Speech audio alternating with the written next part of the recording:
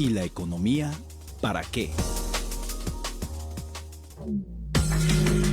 9:07 a.m. y le agradezco mucho que ya esté en la línea a Gabriel Orihuela, nuestro colaborador y periodista especializado en temas económicos.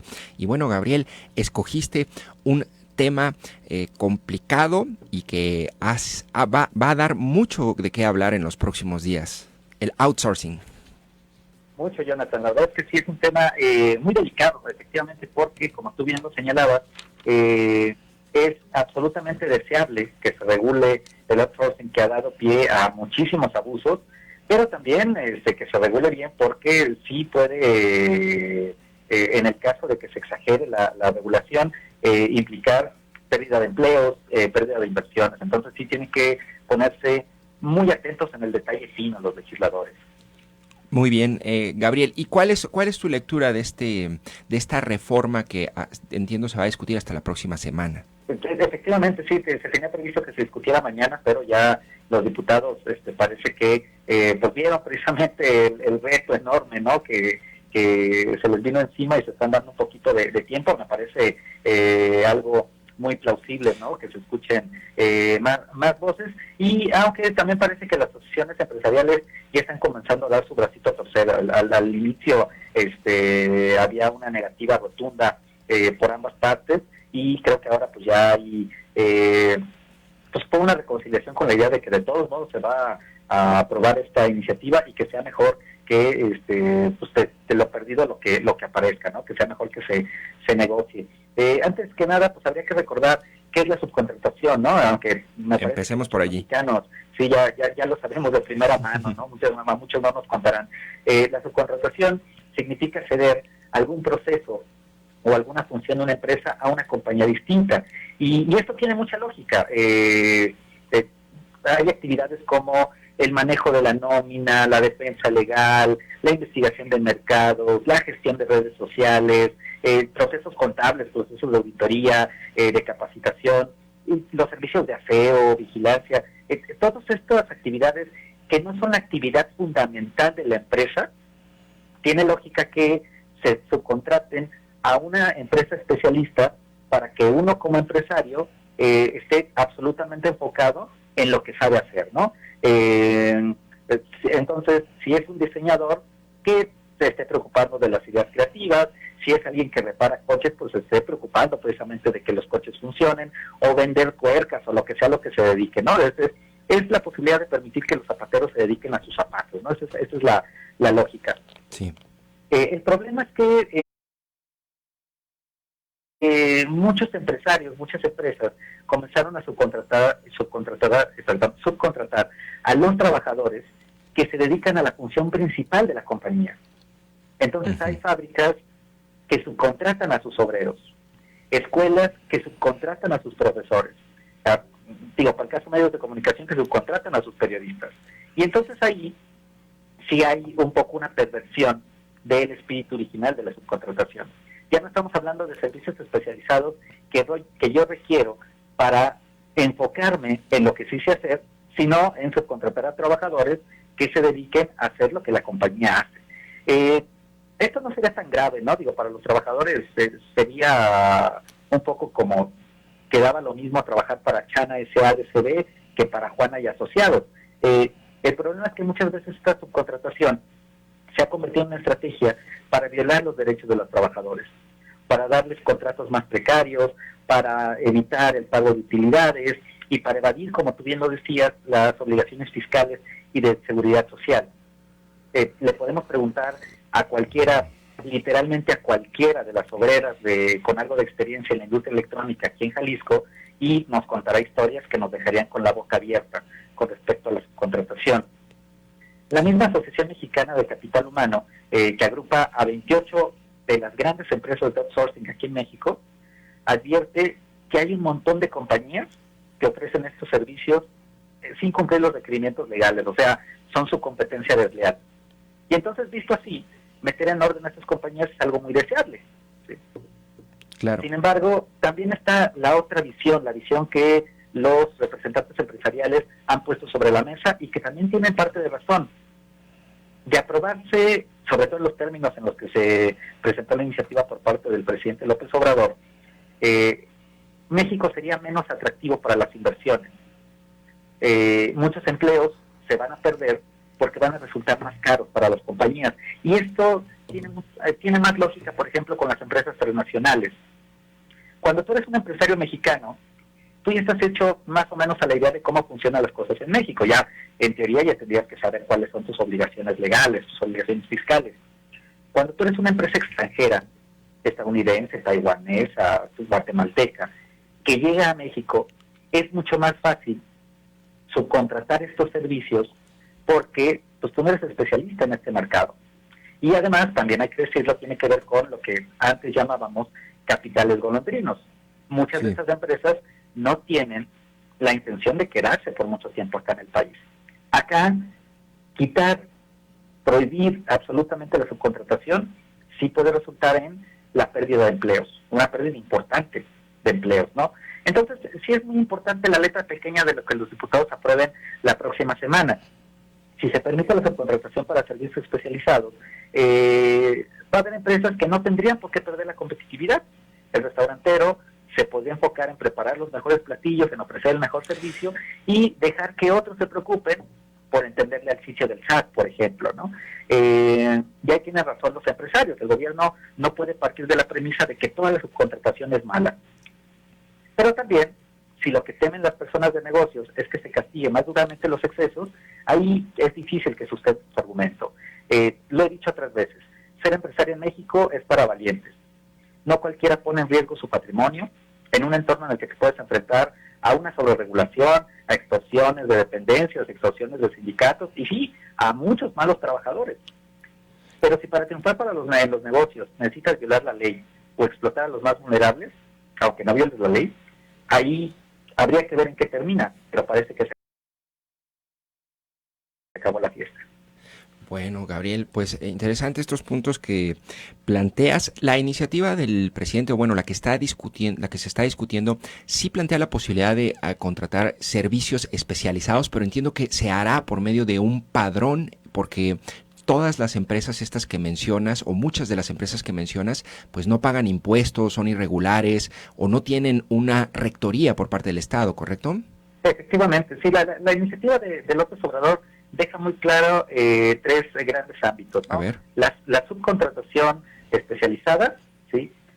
Que es esta que hablábamos, las agencias de contratación. Cuando yo necesito de urgencia 30 contadores, en lugar de ponerme anuncio en el periódico o en un sitio web, le pago a una empresa para que ella me mande a los trabajadores, y esta otra subcontratación que digamos es la subcontratación perniciosa. Creo que en ese en específico estaríamos todos de acuerdo que es mejor tener un marco legal más claro. Hay empresas subcontratadoras de mucho renombre que seguramente son las primeras que estarían de acuerdo en que les quitaran esa competencia desleal que implican aquellas que salen de fuera de la ley.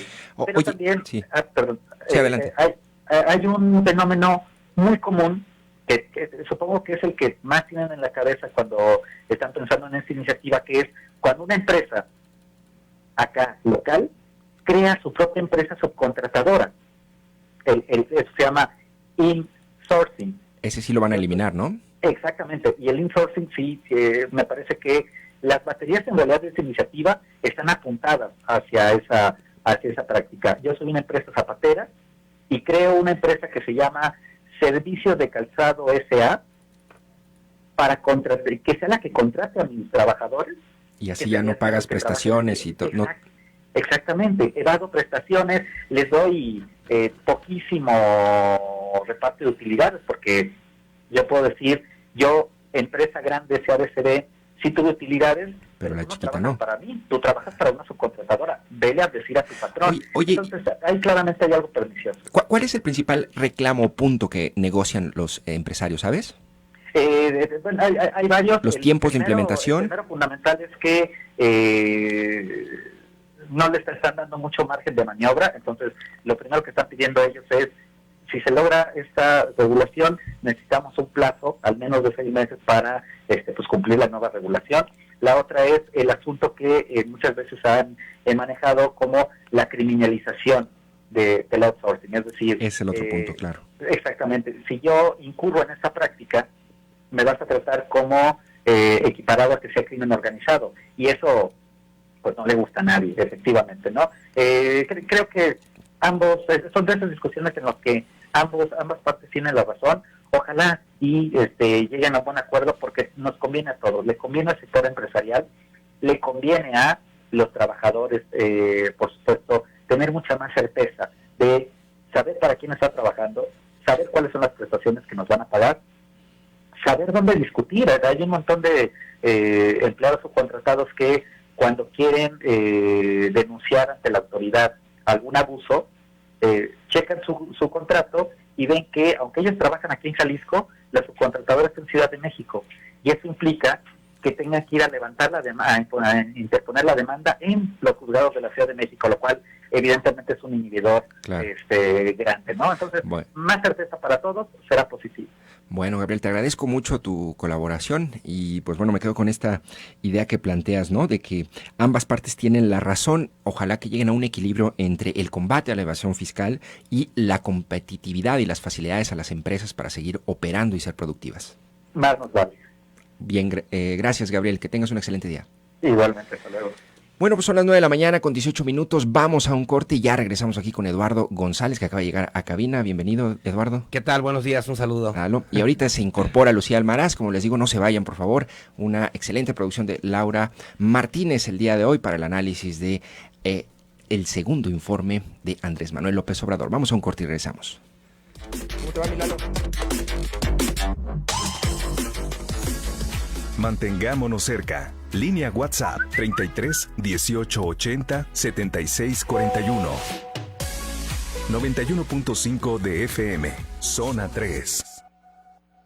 Esta Navidad es para regalar de corazón. La magia de Bodega Aurrerá lo hace posible. Consola Xbox One Refurbished a 4,990 pesos y lavadora Hisense semiautomática de 11 kilos a 2,990 pesos. Bodega Aurrerá, la campeona indiscutible de los precios bajos. Había una vez una jovencita que solo en un rincón de su casa el internet llegaba, hasta que un príncipe... Lo que necesitas es un sistema Wi-Fi Mesh de Steren. Así se crea una red por toda tu casa para tener señal sin interrupciones, como nuestro amor. Las mejores cosas suceden en casa. Hazla inteligente con la línea Smart de Steren.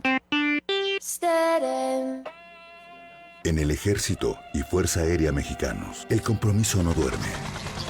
El valor nunca toma vacaciones.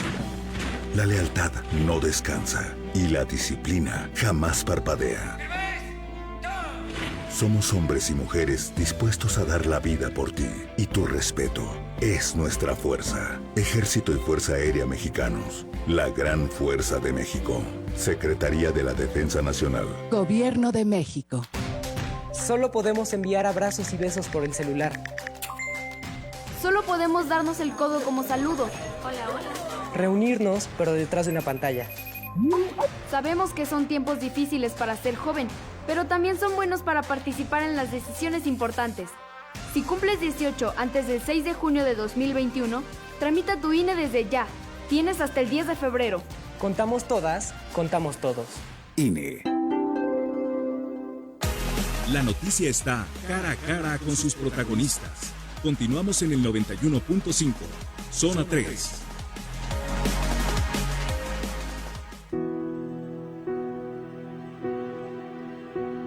Y en uso de mis facultades me comprometo a no robar y a no permitir que nadie se aproveche de su cargo o posición para sustraer bienes del erario o hacer negocios al amparo del poder público. Que si mis seres queridos cometen un delito, deberán ser juzgados como cualquier otro ciudadano.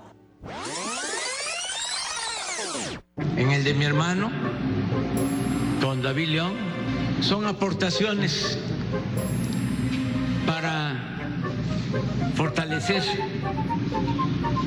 el movimiento.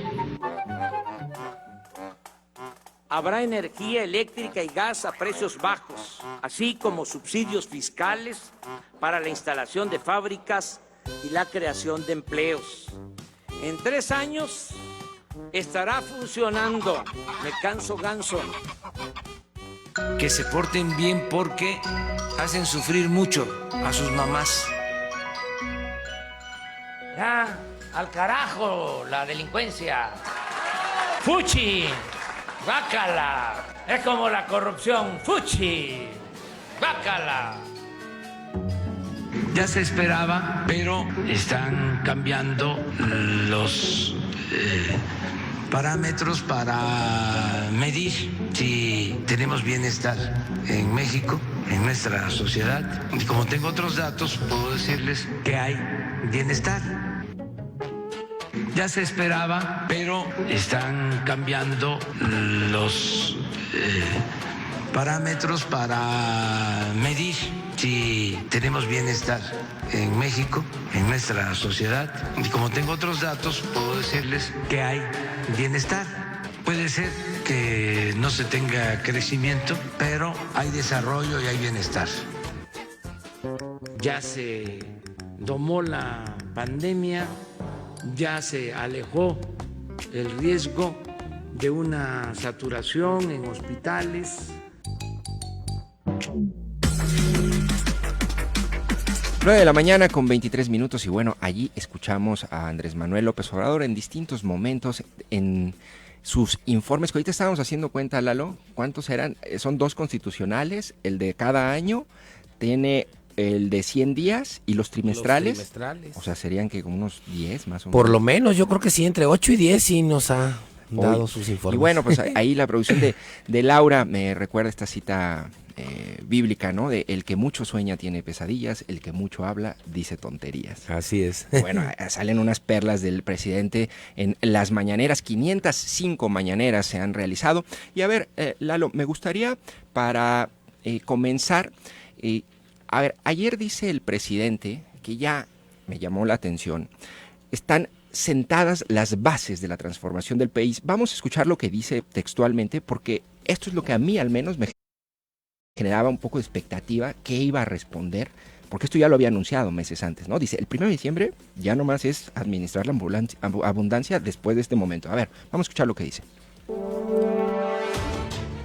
Pero lo más importante es que ya están sentadas las bases de la transformación. A 2 años de ocupar la presidencia, puedo afirmar que ya logramos ese objetivo para la transformación de México. ¿En qué consiste? Consiste en que ahora se respeta la Constitución, hay legalidad y democracia. Bueno, ahí escuchamos al presidente y ya se incorpora con nosotros Lucía Almaraz. Doctora, bienvenida. Hola, muy buenos días. Muchas gracias por la espera. ¿Te afectaron las obras aquí en Mariano Otero, verdad? Digo, afortunadamente no está la FIL, ¿no? Sí. Pero está la... Imagínate. No llego, no llego. Bueno. Pero aquí estamos. Muchas gracias por la invitación. Bienvenida, Lucía. A ver, ahí escuchamos, ¿qué es eso de sentar las bases de la transformación del país? ¿Se refiere a las reformas que ha habido constitucionales? Lalo, esta reforma, no sé, rango constitucional a los programas sociales, quitarle el fuero al presidente, ¿o a qué se refiere Andrés Manuel? Pues fíjate que la lectura que yo hago de ese punto en particular, me parece que es la mejor salida política para enfrentar algo que todavía no ha sucedido. ¿Sí? Es decir, si nosotros recordamos cuando inicia esta administración, el discurso era: a partir de ahorita comenzamos la transformación. Ya van 2 años y lo que están diciendo es, ya están sentadas las bases para la transformación. Yo, no soy futurólogo, soy historiador, pero no me extrañaría nada que en 4 años diga, bueno, ya en mi sexenio senté las bases de la transformación, ahí les dejo el changarro, transfórmenlo. Yo creo que fue la mejor manera, en términos políticos, de salir bien librado de estos 2 primeros años, que sí han dado color en unas cosas y han estado muy descoloridos en otros. En tu caso, Lucía, digo, yo le hice una lectura jurídica, netamente jurídica a esta declaración, ¿no? Es decir, jurídicamente sí hay cambios a la Constitución, a las leyes, pero no sé si eso implique un reflejo en la realidad. ¿Tú cómo interpretas este planteamiento? Mira, lo que él proponía era como toda un cambio integral, ¿no? O sea, hablando de leyes, hablando de políticas públicas, programas, obviamente, en todos los sentidos, la propia estrategia en seguridad pública. Obviamente hay reformas importantes en el caso constitucional, sin embargo yo creo que más adelante podríamos abordar el tema, que esto también tiene que ver con que ya eran implícitas y que otras no las obligaron. Entonces no es que realmente le achaquemos, digamos, a López Obrador, por ejemplo, el tema de la reforma laboral, que viene muy bien para los abogados, para quienes se dedican al derecho laboral. Sin embargo, bueno, pues este tema viene también como una obligación de este, digamos, tratado que se acaba de firmar con Estados Unidos, ¿no? Entonces, sí, efectivamente tiene un tópico ahí jurídico. Coincido totalmente con el doctor Eduardo en el sentido de que fue lo que pudo decir, ¿no? No hay más, porque los avances, y lo vamos a compartir seguramente, con sus claros oscuros, ¿no? Unos en donde Eduardo dice programas sociales, digamos, vamos bien, y Lucía dice atención más en seguridad pública, tema de mujeres, feminicidios, desapariciones, todo eso, ¿no? Pero fue la mejor salida, y yo sí quiero también decir que cuando, digamos, tienes la pretensión de un cambio con esa magnitud, o cuando se crean nuevas instituciones, pues esto no es de un día para otro, también se debe de decir, en la experiencia, pues claro, esta transformación es muy joven todavía, a 2 años, y lo lamentable es que él creó una expectativa muy amplia, Lalo. Sí. Entonces, en ese sentido estaríamos esperando que a los meses, ¿no? Ya viéramos casi como varita mágica resueltas algunas problemáticas, porque él mismo se planteó tiempos, pero en la realidad es que sí, esta transformación todavía a 2 años pues resulta muy joven y fue la mejor salida. Y en cuanto a los balances, a ver, digamos, en términos generales, balances de positivos y negativos de esta administración, Lalo, que los tuvieras que resumir. Yo creo que los 3 elementos que me parece que son muy negativos. El primero, y ni siquiera en orden de importancia, creo que están en el mismo nivel. El asunto todavía de la violencia desmedida, desbocada, con todos los adjetivos que se nos puedan ocurrir. Y el otro asunto es el de la economía, pero sí me parece que aunque el año pasado no nos fue como nos habían prometido, creo que este año tampoco es todo culpa de malas decisiones en términos económicos de las autoridades, y sí me parece que la pandemia pues viene a mover todo, ¿no? Entonces yo creo que el asunto de la pandemia y la economía por un lado, y la violencia por otro. Y en términos de lo, pues digamos, lo mejor, lo más positivo que tenemos, yo sigo insistiendo muchísimo en los programas sociales, y desde luego en el asunto de el combate a la corrupción en algunos sectores, con algunas figuras. ¿El combate a la corrupción? Sí, o sea, a mí me parece que si nosotros revisamos, yo lo comentaba ayer en otro... piel de vaca. Sí, la corrupción a gran escala al menos, sí. Digo, no sé si los Oya, Rosario Robles. Sí, o sea, yo creo que hay personajes como estos que acabas de mencionar, y hay otros procesos de corrupción que no solamente no se han enfrentado, siguen ahí y siguen creciendo, pero tampoco me parece que podemos negar que sí hay por ejemplo, el asunto de las facturas, todas las compañías que venden facturas, la evasión fiscal, lo que ha hecho la unidad de inteligencia financiera de la Secretaría de Hacienda. O sea, yo creo que también... Pero son dos cosas distintas, ¿no? Corrupción y evasión fiscal, digo... Bueno, a veces yo no diría, a veces digamos que el fenómeno de la corrupción se vincula con otros fenómenos en materia de delitos y de inseguridad, por ejemplo. Sí, ahora, sí me parece que este asunto de la corrupción, yo lo mencionaba ayer en otro espacio, creo que valdría la pena no solamente poner sobre la mesa de manera muy clara los procesos que hoy están abiertos, ¿sí? Y creo que son varios, ¿sí? Por ejemplo, militares detenidos por el caso de Ayotzinapa, ¿sí? Y está el asunto de Rosario y el asunto de Lozoya, etcétera. Pero además, lo que creo que es muy importante y que al rato ya lo comentaremos cuando hablemos de lo de la popularidad, es que si nosotros lo ponemos contra, ¿sí?, el espejo de lo que no han hecho las administraciones estatales, o sea, nosotros escuchamos los discursos de varios y de varias gobernadoras en el país y lo que hacen contra la corrupción es verdaderamente pequeño en relación a lo que ha hecho el gobierno federal. Fíjate Ahora, que yo... Sí, adelante, no, Lucía. perdón, Jonathan, lo platicamos en este mismo espacio, Lalo, ¿Sí? y compro ese argumento. Nos lo daban ayer, ¿no? Bueno, pues es que comparado con lo que habían justo hecho las anteriores administraciones, lo poquito que hagas va a brillar sobre todo la vara porque estaba muy bajita. Sí, pero sobre todo, Jonathan, en el tema de que López Obrador lo está viendo desde el tema punitivo, ¿no? Y entonces esto, yo lo decía ayer, vende muy bien, ¿no? Claro. Que funcionarios de primer nivel... Pero ¿no les parece que más bien lo que ha hecho es colocar el discurso de definitivamente, del combate a la corrupción, que es muy distinto a combatirla? Mira, les voy a dar una definición. Según Transparencia Internacional, la corrupción se define como, cito, el abuso del poder para beneficio propio, y puede clasificarse en corrupción a gran escala, menor y política, según la cantidad de fondos perdidos y el sector en el que se produzca. Me llama la atención también, en datos del INEGI, que en 2017 había 91% de los mexicanos creían que los actos o la corrupción era frecuente, muy frecuente, ¿no? en la vida cotidiana y en el gobierno. En 2019 baja a 87%. Me parece que más bien hay un discurso de combate a la corrupción, pero yo no estaría tan seguro de que un proceso, por ejemplo, con Rosario Robles, con Lozoya, el propio Cienfuegos, digamos, el caso que acabamos de escuchar ahorita en el inicio del programa de Pío López y su hermano, dice, no, esos son apoyos. Que por un lado dejó de verla, claro, ¿sí me explico? Sí.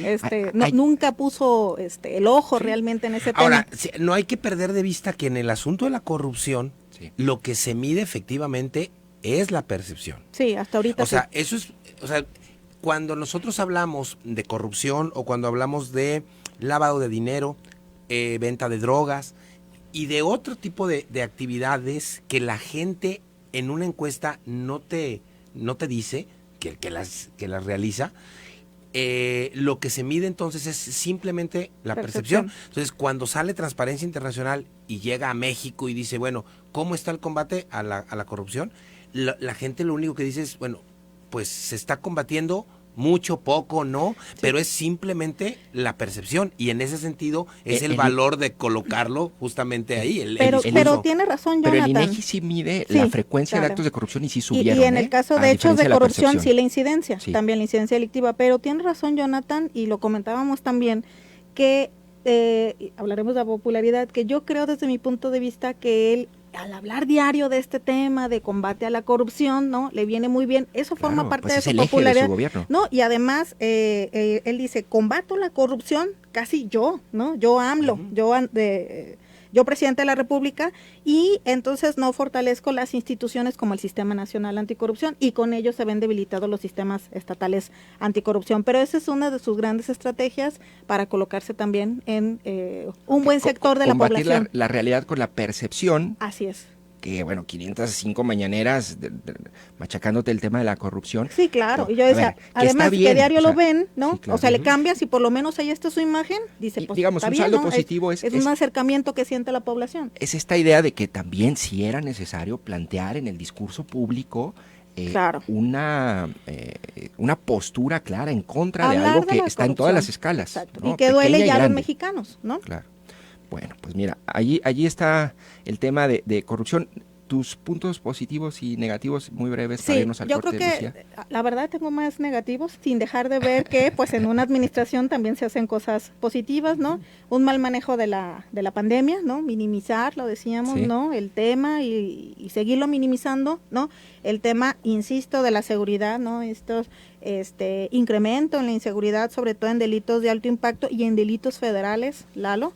El tema de las mujeres, ¿no? No ama ese tema y por lo tanto parece que hay una insensibilidad. Yo creo que también el tema, también lo comentábamos, ¿no? Temas que arrastra, por ejemplo, el hijo del Chapo, que siempre se me va su nombre. Ovidio. Ajá.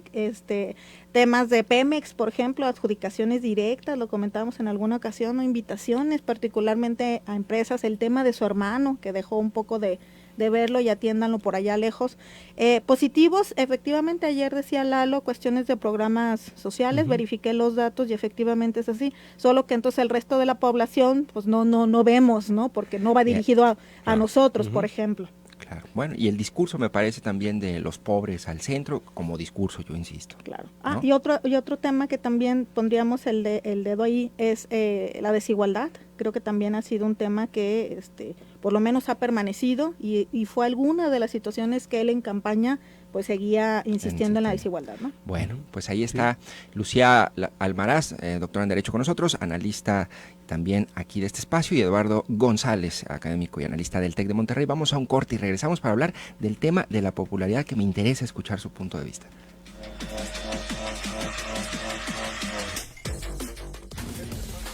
Trabajar para mantenerte informado es nuestra pasión. Zona 3. Información y música en equilibrio. 91.5 de FM. Durante la pandemia por el COVID-19, el gobierno de México apoyó con 7,200 pesos de manera directa y sin intermediarios a 193,290 pescadores y trabajadores acuícolas, incluyendo por primera vez a jóvenes, mujeres y etnias de todo el país. Con Bien Pesca, la pesca no se detiene. Conoce más en www.gov.mx/Conapesca. Conapesca, Agricultura. Gobierno de México. Este programa es público ajeno a cualquier partido político. Queda prohibido el uso para fines distintos a los establecidos en el programa. La CNDH llega a 30 años y se propone un cambio de fondo con el objetivo de ser más eficaz en la defensa y protección de los derechos humanos y así transformarse en una auténtica defensora del pueblo. Es momento de reivindicar y dar una nueva dirección a la CNDH para dejar la simulación y actuar en favor de la defensa y protección de los derechos humanos con la austeridad que exige el momento que vivimos en México. Comisión Nacional de los Derechos Humanos, 30 años, defendemos al pueblo. Hablar de tequila es hablar de México, de nuestras tradiciones, de nuestra historia y cultura. Es hablar del fiel compañero de alegrías y tristezas, pero también del trabajo de miles de familias que hacen posible que nosotros y el resto del mundo podamos disfrutar en cada trago de tequila un pedazo de nuestra patria. Soy mexicana y el tequila es mi orgullo. Consejo Regulador del Tequila.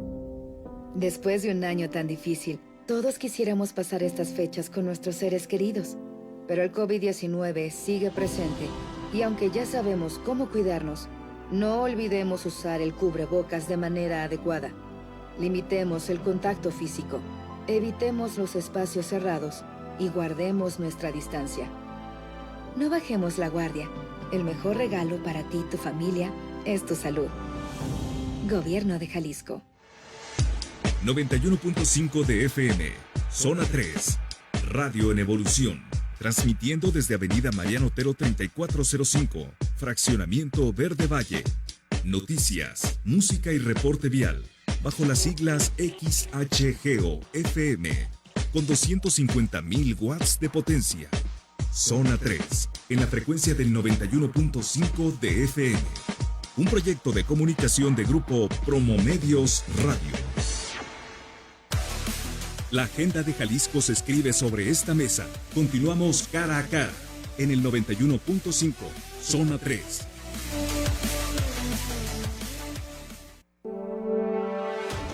En la última encuesta, porque yo tengo otro dato, el 71% de los mexicanos, 71% de los ciudadanos mexicanos desean que sigamos gobernando. Amor con amor se paga. No les he fallado y no les fallaré. Ahí escuchamos al presidente ayer también en su mensaje. Y a ver, este tema yo me puse a revisarlo y estaba escuchando ahorita en el corte que ustedes también se pusieron a revisar algunas posturas, pero busqué en Oráculos esta encuesta de encuestas, ¿no?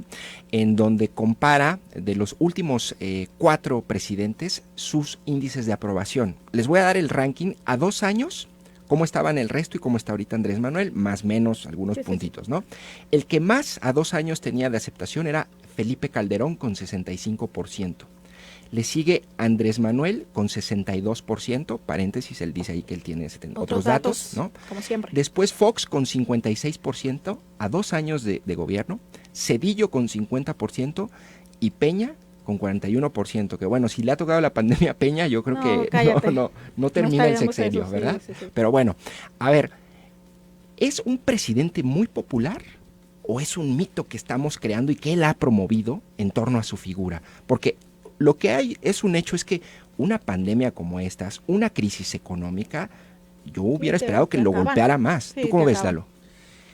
Pues es que a mí me parece que, yo lo he comentado en varios espacios, que el asunto de la pandemia, creo que hay más lugares comunes que análisis de lo que está sucediendo. Es decir, cuando leemos que hay un mal manejo de la pandemia, que la pandemia lo rebasó y demás, y lo comparamos, por ejemplo, con la no saturación hospitalaria. Sí, es un dato bien importante, bien importante, ¿sí? O sea, durante todo este año, los hospitales dedicados y los espacios dedicados a atender gente con COVID no han sido, pero ni por mucho, rebasados, ¿sí? El presidente electo Joe Biden en Estados Unidos acaban de decir hace 15 días que el sistema de monitoreo y de atención de la pandemia que se lleva en México va a ser el que van a utilizar a partir de enero del año que entra. O sea, el modelo... Claro, o sea, tampoco es un asunto así que es que esto es un desastre. Yo creo que han, con lo que tienen, han tratado de llevar a mejor puerto el asunto de la pandemia. Y me parece que justamente es una de las explicaciones de por qué hubiésemos pensado que la pandemia los iba a arrasar, y pues parece que no. ¿Y si crees, Lalo, que sí sea un presidente muy popular? O digamos, si lo comparamos, está en rango, ¿no? Sí, o sea, con el dato que das de Calderón, porque de los demás... Debe estar similares, más o menos. Ahora, 72, lo que 65. Sí están diciendo en este mismo ejercicio de oráculos que mencionabas, es que se mantiene, a diferencia de otros presidentes, más o menos estable durante los 2 años de gobierno. Creo que sí hay una parte muy importante de gente que no está de acuerdo en el gobierno, otra que lo apoya, pero a mí me parece que el punto central de todo esto es que los que lo apoyan parece que es como a ciegas, y quienes lo critican también es a ciegas. Es decir, así es, lo que haga está mal, y los que lo apoyan dicen lo que haga está bien. ¿Y no podemos estar en un punto intermedio, Lucía? No, mira, yo creo que, el hombre se vende bien, ¿no? Y se vende bien todas las mañanas, y se vende bien con determinados discursos, le va muy bien, el del combate a la corrupción. Yo creo que su popularidad, Lalo, radica particularmente, insisto, en algún sector particular de la población, es decir, aquellos que no entran a un análisis profundo de los temas. Sin embargo, pues hay que reconocerle también justo esto, que aún con un escenario tan malo como es la pandemia, ha sido constante en esta popularidad, ¿no? Sin embargo, también debo decir que en el caso de la no saturación o de la ocupación hospitalaria, bueno, eso también tiene que ver en buena medida con la estrategia de los estados, no particularmente de una estrategia a nivel federal. Incluso el propio subsecretario, lo platicábamos Jonathan y yo, nos dijo en algún momento, ahí háganse bolas, ¿no? A mí ni me avisaron, sí, claro. Ahí hagan ustedes lo propio. Entonces, la verdad es que te digo, verlo cada día en la mañana, ver que está ahí en la televisión, que aunque le cambies, ahí aparece su imagen, ¿no? Que da algunos datos a los medios de comunicación, y que además la población siente que por estar ahí en la mañanera es un acercamiento que no había tenido con ninguna otra figura presidencial. Entonces, sí es popular, creo que en algunos determinados sectores de la población. Y pero hay datos duros que a mí me parece que impactan en la popularidad. ¿Cuánto era el salario mínimo antes de que empezara este gobierno? Ese es un gran punto claro, a favor. Y eso, 30% menos. Y eso, si tú escuchas y tú ves a los críticos de la 4T, pero ni de casualidad lo mencionas. Es como no, ¿cómo voy a mencionar que esto está bueno? Pues no, o sea, y se hace a un lado. Pero el salario mínimo, entonces cuando tú le preguntas a la gente... Y el tema de la gasolina, por la ejemplo, gasolina está no a 16, ha incrementado. A 16.20 en algunas. No es atribuible Sin embargo, al presidente. exacto. No. Digamos, eso es una circunstancia de mercado. Exacto, pero finalmente, cuando la gente le preguntas, oye, ¿cómo está tu economía? ¿Cómo ves el precio de la gasolina? ¿Cómo ves el salario? Pues yo creo que eso es lo que explica la popularidad.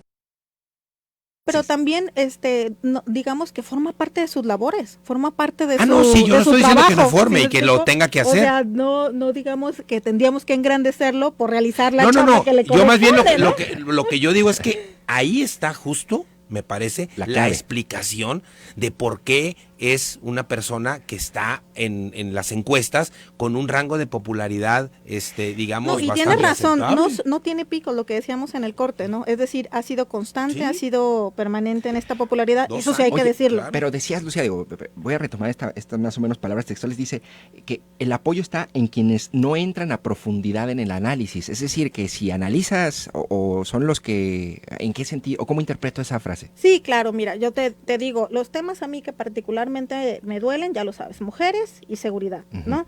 Pero eso pareciera que no importa a quienes van con López Obrador, ¿sí me explico? Un poco lo que decía Lalo, o sea, ciegas, lo que diga y haga está bien, pero en temas tan importantes que venimos incluso arrastrando y que él ha añadido esa situación a administraciones pasadas, bueno, debo decirte que sí hubo un incremento en la inseguridad de un 7.7% en estos 2 años, Lalo. Y eso, te digo, la ciudadanía que va dirigida a un determinado sector que ama al presidente, pues no está viendo este tipo de factores. A eso me refiero particularmente. La economía, tienes razón, Lalo, si bien es cierto, no es algo que le tengamos que adherir particularmente a él. Bueno, los datos están ahí, ¿no? Definitivamente hubo creo que un 9% de crecimiento, que tiene que ver con la pandemia, sí es cierto, pero que también ha faltado una estrategia mucho más clara en ese sentido.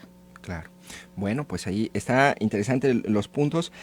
Lo que es un hecho, y a mí me sigue sorprendiendo, es el 60% de la población lo apoya, y lo apoya, pero al parecer, a pesar de las fallas, de las ineficiencias en algunos elementos de su gabinete, es al hombre al que apoyan, ¿no? Es en el que creen. Yo no sé cuánto va a dar la liga estirada, porque en algún momento se tiene que romper o se va a romper, ¿no?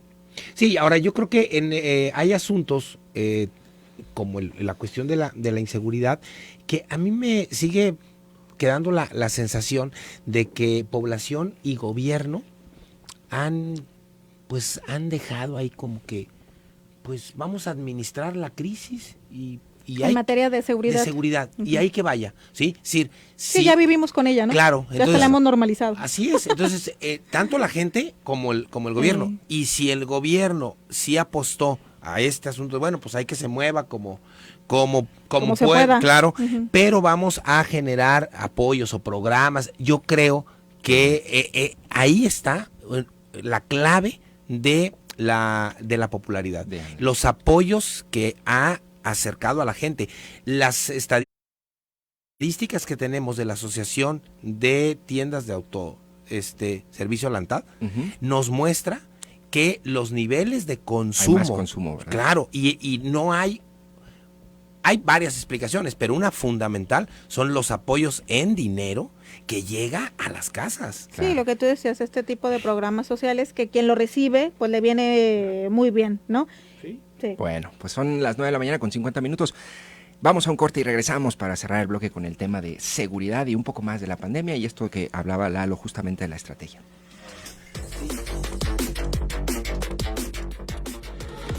Escucha, siente, disfruta. Zona 3, información y música en equilibrio. 91.5 de FM. Esta Navidad es para regalar de corazón. La magia de Bodega Aurrerá lo hace posible. Consola Xbox One Refurbished a $4,990 y la Lavadora Hisense semiautomática de 11 kilos a 2,990 pesos. Bodega Aurrerá, la campeona indiscutible de los precios bajos. Las y los diputados legislamos en beneficio de las y los mexicanos. Aprobamos temas en materia de seguridad para castigar la extorsión como crimen organizado. Endurecimos las sanciones para quien cometa feminicidio o violación y a quienes extorsionen a menores, personas mayores o con discapacidad. Las y los diputados trabajamos por un México más justo para todas y todos. Cámara de Diputados. Legislatura de la Paridad de Género. Hace mucho tiempo, en una casa como cualquier otra... Espejito, dime, ¿quién está en el jardín? Solo soy un espejo. Mejor instala una cámara Wi-Fi de Steren. Solo descarga la app y monitorea toda la casa desde tu celular. El jardín, la entrada, el salón y hasta el calabozo. Las mejores cosas suceden en casa. Hazla inteligente con la línea Smart de Steren. Después de un año tan difícil, todos quisiéramos pasar estas fechas con nuestros seres queridos. Pero el COVID-19 sigue presente y aunque ya sabemos cómo cuidarnos, no olvidemos usar el cubrebocas de manera adecuada. Limitemos el contacto físico, evitemos los espacios cerrados y guardemos nuestra distancia. No bajemos la guardia. El mejor regalo para ti y tu familia es tu salud. Gobierno de Jalisco. Un buen diálogo genera puntos de acuerdo. Hagámoslo cara a cara. Continuamos en Zona 3, 91.5.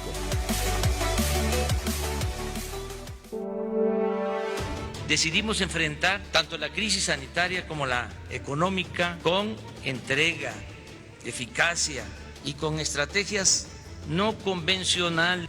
En cuanto a las acciones para combatir la pandemia, informo que a pesar de heredar un sistema de salud en ruinas, minado por la corrupción, logramos terminar de construir 130 hospitales. Hemos establecido relaciones con farmacéuticas y gobiernos internacionales. 9 de la mañana con 53 minutos, se va rápido el tiempo, pero a ver, escuchamos ahí a Andrés Manuel sobre el tema de la pandemia. Ya adelantabas tú algo, Lalo, sobre este tema de las camas vacías, pero que a mí me hace mucho ruido esta estrategia de las camas vacías, porque entonces la política fue salvar camas y no vidas. Es decir, me parece que lo que se debió haber orientado fue justamente evitar que llegaran a esas camas o a la tumba los contagiados de COVID-19. Y, por ejemplo, en la mañana todavía, bueno, en esta semana dice la OMS, tómate en serio la pandemia México, y en la mañana todavía el presidente dice no es necesario el cubrebocas, cuando tenemos estudios científicos que dicen que hasta 70% reduce la posibilidad de contagio. ¿No es allí sí un elemento como de responsabilidad, de mal manejo? Un costo que sabe de cuánto fue para el país en vidas. Y se mide el costo además, Lalo. Sí, es que... Porque somos el cuarto país con más personas fallecidas por el tema de COVID. ¿Tú cómo ves, Lucia? Sí, digo, yo insisto en que me parece que hubo un mal manejo de la pandemia al minimizar el tema y un poco, pues esto que él viene diciendo, ¿no? Pero te digo, además el dato está ahí, ¿no? El cuarto país con más personas fallecidas. Entonces, llama la atención, Lalo. Que si lo pones por tasa, bueno, tampoco somos por tasa estamos entre los 10, 12, 11, es 11, el 11, ¿no? Es el 11, ¿no? Entonces, diga, por tasa, siendo justos, ¿no? Sin embargo, ser el 11 también ahí nos tampoco coloca no es para lugares, enorgullecerse, ¿no? Así es. ¿Tú cómo ves, Lalo? Pues yo sigo insistiendo en que hay una falta de precisión a la política de salud, y que se reduce a cuestiones como lo del cubrebocas o como lo de un mal manejo, pero que en realidad a mí me parece que no se aclara con suficiente profundidad en dónde está ese mal manejo. En los 100,000 en los muertos. No, yo creo que ese parece poco, Lalo. No, pero cuando dicen hay un mal manejo, muy bien, ¿dónde está el mal manejo? A ver. Pues justo en eso, en que está gente fallecida. Ahora, la rectoría del Estado, de la Federación. Pero se cuadran todos y esta es la estrategia. Pero, o sea, soltó la gestión de la pandemia el gobierno hace meses. La apuesta es la vacuna, ahorita. Sí. Yo creo que no. Sí. ¿No? Pero tienes razón en cuanto a que, a ver, el sistema de salud previo a la pandemia ya era deficiente. No, sí, claro. O sea, digamos, lo que tú dices, y tienes razón, Sí, no. se hizo lo que se puede con el sistema de salud que tenemos y tuvieron que hacer circo, maroma y teatro para el tema de reconvención, por ejemplo, de los hospitales, ¿no? Pero esa coordinación con los estados, te digo, yo insistiría en un poco de, pues a mí no me avisaron, pues hagan lo que quieran, ya me dicen el resultado. Sí, la ¿no? rectoría de la federación. A mí me sigue pareciendo, o sea, ahorita lo están mencionando, o sea, no hay una claridad en lo que los críticos señalan como que no ha funcionado. Pues es que el principal factor, Lalo, tendríamos que voltear a ver a la gente que falleció por el Claro. COVID, ¿no? Ese sería el principal factor y a partir de ahí, entonces el análisis. Ajá, pero es que no se hace, simplemente se dice, es que hubo un mal manejo. Y entonces está bien, un mal manejo. ¿En dónde? ¿Cómo? O sea, Proyectó Gatell 6,000 muertos, 8,000 defunciones. sí, o sea, No estamos me en parece ese a mí número.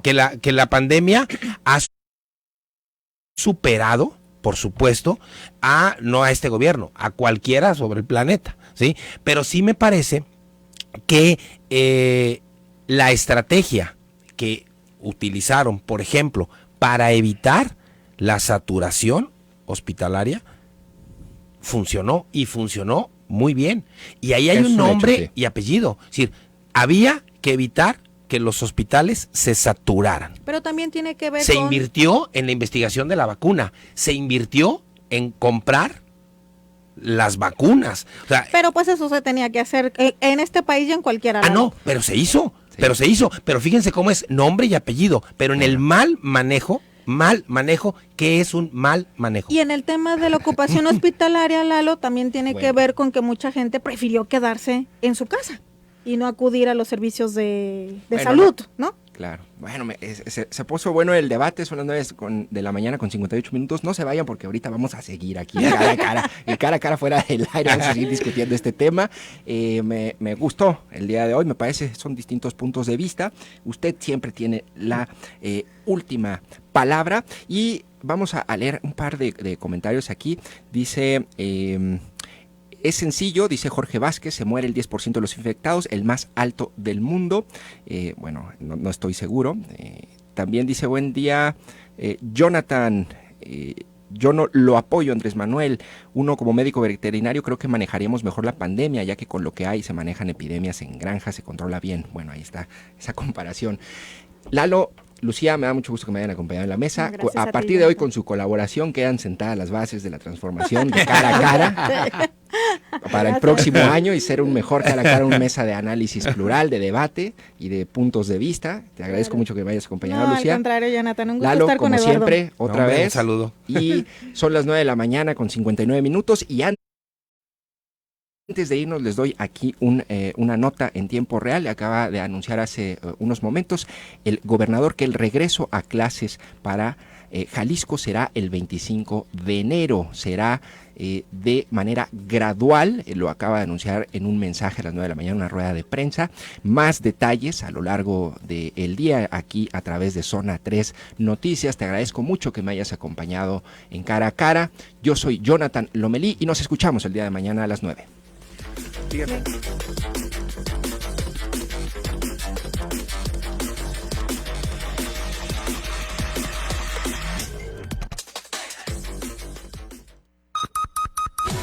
La información al momento. Escúchala en Canal Continental de Noticias. Bienvenidos a las 9 de la mañana. Esta es la información. El regreso a clases presenciales será el 25 de enero próximo y de forma opcional. Esto es, que los padres de familia que no tengan la confianza de llevar a sus niños a la escuela podrán no hacerlo. Así lo informó el gobernador